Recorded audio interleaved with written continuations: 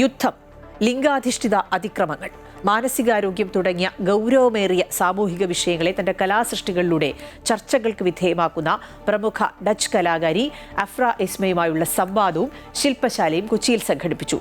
Museum of arts and ഫോട്ടോഗ്രാഫിയുടെ നേതൃത്വത്തിൽ fort Kochi Dutch വെയർഹൌസിൽ നടന്നുവരുന്ന mild truth of milk എന്ന പരിപാടിയുടെ ഭാഗമായിട്ടായിരുന്നു പ്രദർശനം.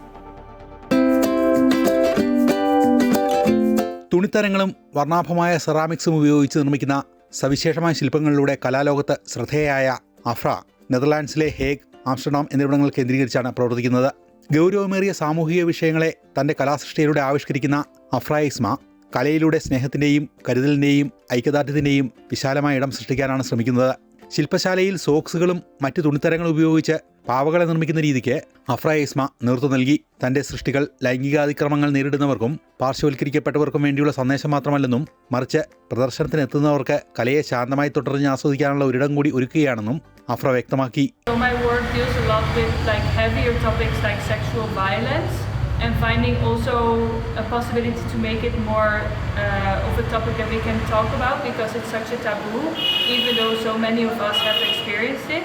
And then in the other space, I made an installation in which people can come together and kind of collect, but also they can discuss or talk. And I try to always make kind of spaces for soft conversations.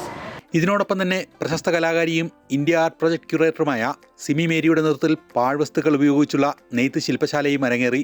പഴയ തുണിത്തരങ്ങളും നൂലുകളും ഉപയോഗിച്ച് അർത്ഥവത്തായ സൃഷ്ടികൾ രൂപപ്പെടുത്തിയ ഈ പരിപാടിയിൽ നിരവധി കലാസ്വാദകർ പങ്കാളികളായി.